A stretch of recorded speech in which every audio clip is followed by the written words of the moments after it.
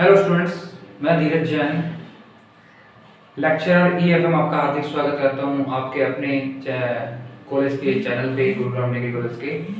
तो मैं धीरज गुराज के सामने फॉरेन एक्सचेंज रेट के बारे में हम डिस्कस करेंगे कि फॉरेन एक्सचेंज रेट कैसे डिसाइड की जाती है। तो बेसिकली बीकॉम फाइनल ईयर का ये टॉपिक है।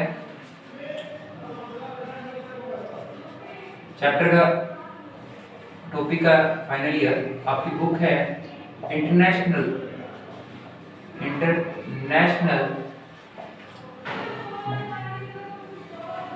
फाइनेंस, ये नाम से आपकी बुक है international finance and banking. Okay,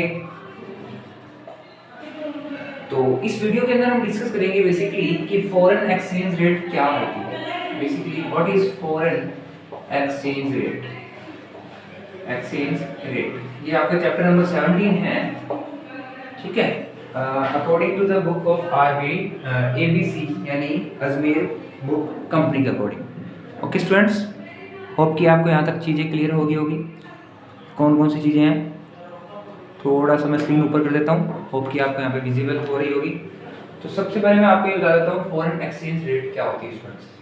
तो देखिए, हिंदी में हम फॉरेन को बोलते हैं विदेशी, एक्सचेंज को बोलते हैं विनिमय, और रेट को बोलते हैं दर।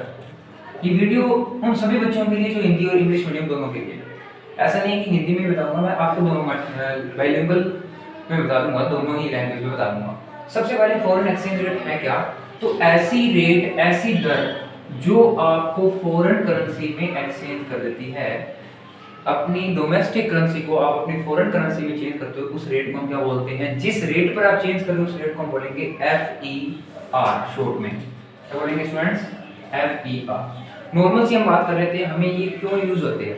सपोज हम किसी भी कंट्री के सिटीजन है, किसी भी देश के नागरिक है। जैसे अपने बात करें, मैं भारत का नागरिक हूँ, ठीक है, और भारत का नागरिक होने के नाते मुझे भारत की मुद्रा का प्रयोग करना पड़ेगा।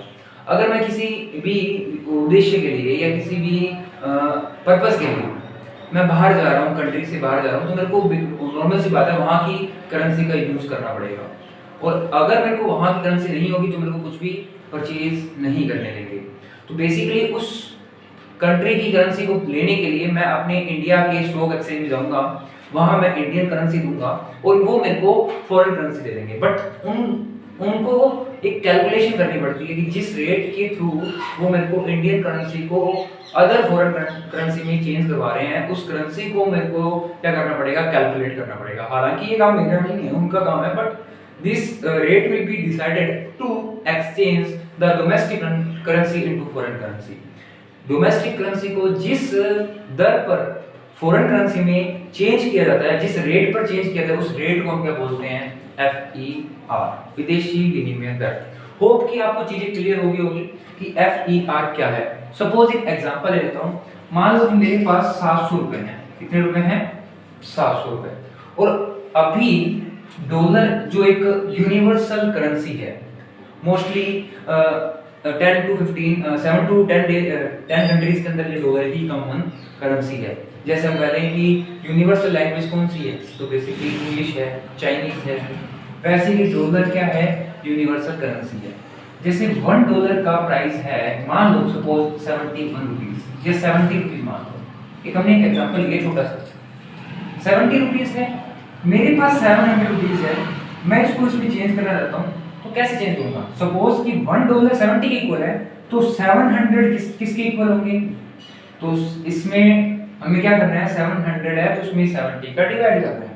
तो 700 में आप 70 का डिवाइड करोगे तो आपके पास आ जाएंगे 700 रुपीज डिवाइड बाय 70 रुपीज, क्योंकि पर डॉलर की वैल्यू है, तो आपके पास आ जाएंगे $10। तो ये रेट है हमारी 70, ये दिस इज कॉल्ड FER। इसके बदले आप 700 रुपीज के बदले आप क्या ले लोगे, $10 ले लोगे। यहाँ तक चीजें क्लियर है क्या स्टूडेंट्स? अपने वीडियोस के कमेंट बॉक्स में आप अपना अच्छे से अच्छा रिव्यू दे सकते हैं, जिससे हमारी वीडियो को और ज़्यादा मोटिवेशन मिल सके।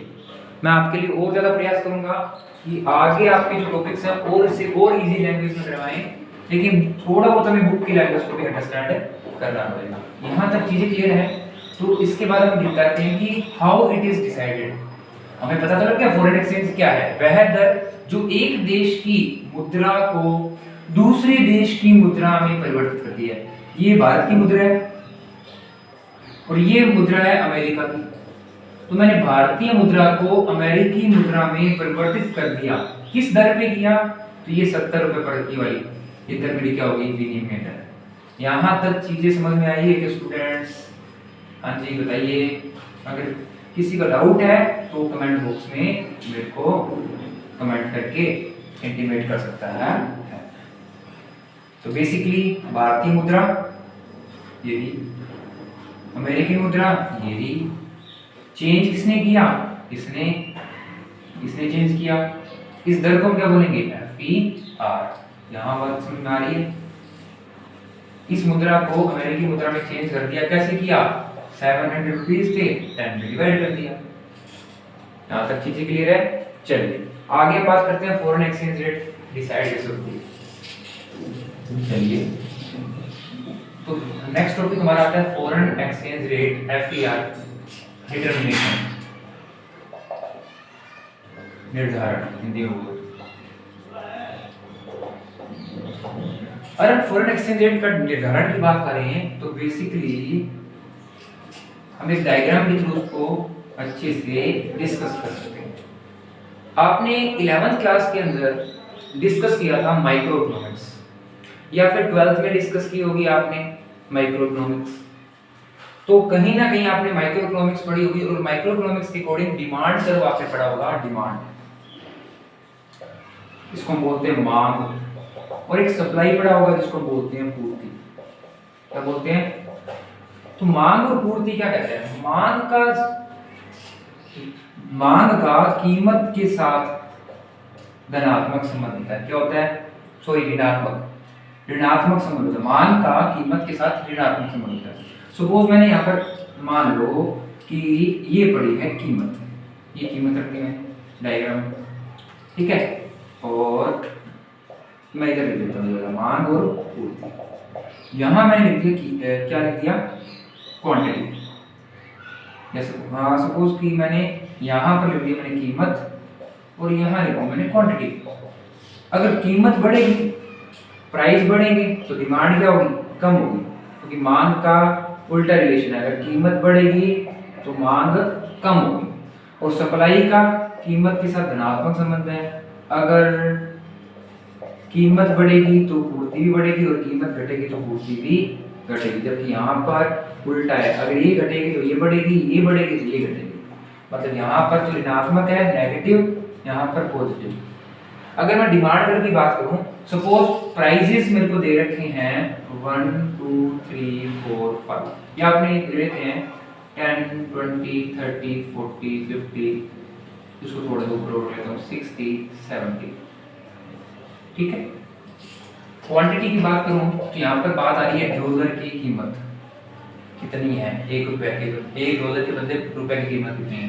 क्वांटिटी की बात करूं तो सपोज मैं क्वांटिटी ले लेता हूं आपके सामने, ठीक है, 5 10 15 20 35, ये क्वांटिटी है, नंबर ऑफ करेंसी। अगर प्राइस इंक्रीज, मान लो सपोज प्राइस क्या है 10, तो मान लो प्राइस 10 है और क्वांटिटी कितनी है, मान लो कि 20, प्राइस 10 क्वांटिटी इंक्रीज। लेकिन अगर प्राइस डिक्रीज होगा, प्राइस इंक्रीज होगा तो नॉर्मल सी बात है, प्राइस इंक्रीज होगा तो क्वांटिटी डिक्रीज होगी, ये डिक्रीज कर दी 10 कर दी। बना लीजिए डायग्राम। तो प्राइस 10 है, क्वांटिटी कितनी 20, प्राइस 10 पे क्वांटिटी कितनी है 20, यहाँ से पॉइंट आ गया। और प्राइस 20 हो गया तो क्वांटिटी 10 होगी। ये रहा, पहले था मेरा price 10 quantity 20, price 20 quantity 10। Relation कैसा बनेगा? ये ऐसा बनेगा। ये मेरा आ गया कौन सा कर्व? नेगेटिव कर्व डिमांड का। क्लियर है क्या? अब मैं ये लाइंस आपके सामने क्या करता हूँ, रिमूव कर देता हूँ स्टूडेंट्स। क्यों रिमूव कर देता हूँ? क्योंकि मेरे लाइन अगर रिमूव नहीं करूंगा तो आपको डायग्राम समझ में नहीं आएगा। तो ये डिमांड बन गया। अब ये जो मैंने बना दिया डिमांड कर्व की शेड्यूल के अकॉर्डिंग टेबल, अब मैं सप्लाई के अकॉर्डिंग बना देता हूँ। सप्लाई के साथ कैसा रिलेशन होता है? पॉजिटिव रिलेशन होता है। अगर प्राइस 10 से 20 हो रहा है तो क्वांटिटी भी 10 से 20 होगी। एक एग्जांपल लिया मैंने, कोई मर्जी आप ले सकते हो, हालांकि आप माइक्रो इकोनॉमिक्स में सीख लेते हो। अब मैं अगर बात करूं तो प्राइस 10 है, क्वांटिटी 10, ये प्राइस 10 क्वांटिटी 10 कहां आएगा, यहां पर, और प्राइस 20 क्वांटिटी 20, ये 20, ये आपका आएगा यहां। ठीक है, ये देखो, तो मैं यहाँ पर एक पॉइंट की लाइंस ड्रॉ कर देता हूँ। अब इस पॉइंट को इस पॉइंट से मिला देना, और ये आपका डायग्राम बनेगा पॉजिटिव सप्लाई। डिमांड नेगेटिव बना है, ये नेगेटिव कर, कैसे नेगेटिव है, एक बढ़ाओगे, एक घटाओगे तो दूसरा बढ़ जाएगा, और दूसरा घटाओगे तो पहला बढ़ जाएगा, उल्टा रिलेशन है, जैसे ये रहा। और सप्लाई में आप बढ़ाओगे, ये बढ़ाओगे तो ये भी बढ़ जाएगा, ये बढ़ जाएगा, ये पॉजिटिव है। जैसे जैसे आपके प्राइस बढ़ेंगे क्वांटिटी भी बढ़ेगी, क्योंकि प्रोड्यूसर का प्रॉफिट इंक्रीज होता है। डिमांड में कंज्यूमर का होता है, ये डिमांड रिलेटेड है कंज्यूमर से, उपभोक्ता से, और ये है प्रोड्यूसर से। दोनों जिस पॉइंट पर काटेंगे उस पॉइंट को बोलेंगे इक्विलिब्रियम पॉइंट। क्या बोलेंगे, यहाँ पर आपके डॉलर के प्राइस का होंगे सेट। ये according to my example dollar के प्राइस 10 टू 20 के बीच में सेट होंगे। अगर आप एग्जैक्ट बनाते हो तो आपको एग्जैक्ट वैल्यू पता रहती है, $17 है या फिर $18 है, 18 रुपीस पर डॉलर। तो ये तो मैंने एक छोटा सा एग्जांपल लिया। इसी तरीके से हम पूरे देश की मांग और पूर्ति के साथ साथ हम डॉलर की यानी विदेशी विनिमय दर का निर्धारण कर सकते हैं। We can compute foreign exchange rate by making demand and supply curve, they intersect to each other at a point. वे दोनों एक दूसरे को एक पॉइंट पर काटते हैं, उस पॉइंट को बोलेंगे इक्विलिब्रियम पॉइंट यानी साम्य बिंदु। इसे क्या बोला जाएगा, साम्य बिंदु। एग्जैक्ट समझ में आ रहा है क्या स्टूडेंट्स? होप कि आपको चीजें यहां तक क्लियर हो रही होगी। थोड़ा सा मैं डायग्राम नीचे कर देता हूं ताकि आपको चीजें थोड़ी सी क्लियर समझ में आ जाए। ठीक है, थोड़ा सा मैं, ठीक है स्टूडेंट्स, यहां तक चीजें आपको क्लियर आ रही होगी समझ में।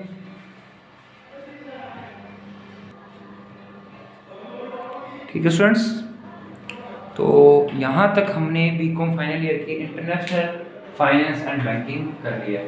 तो ये हमारा फर्स्ट मेथड था विदेशी विनिमय दर के निर्धारण का। इस विधि का नाम है मांग व पूर्ति विधि। मांग व पूर्ति विधि अच्छी से अच्छी विधि है, ज्यादातर यही यूज होती है, demand and supply method of deciding foreign exchange rate. यहां तक आपको चीजें क्लियर होगी स्टूडेंट्स?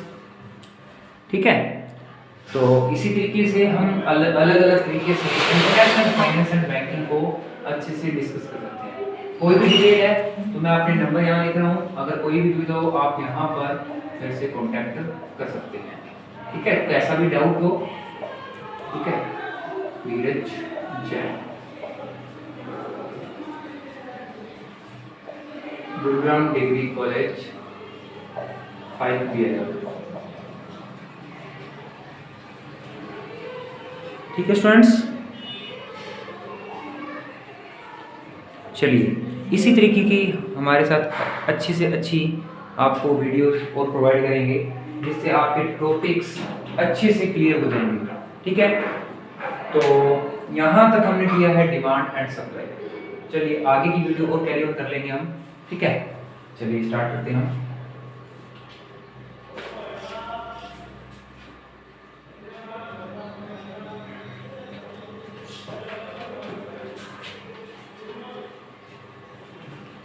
आगे हमारे पास टॉपिक और भी आएंगे, अन्य टॉपिक्स को भी हम आगे चर्चा में लेंगे। अब टॉपिक के हिसाब से अगर बात करूं तो आपके बुक्स के अंदर काफ़ी टॉपिक्स हैं।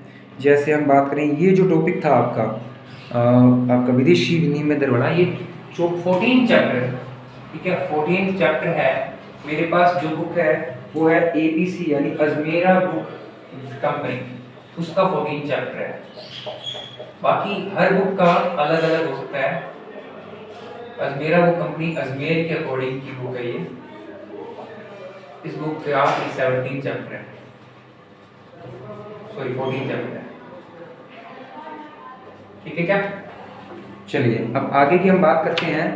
14 चैप्टर के बाद अगर हम बात करें तो विदेशी विनिमय दर के है क्या, वो तुमने पढ़ लिया।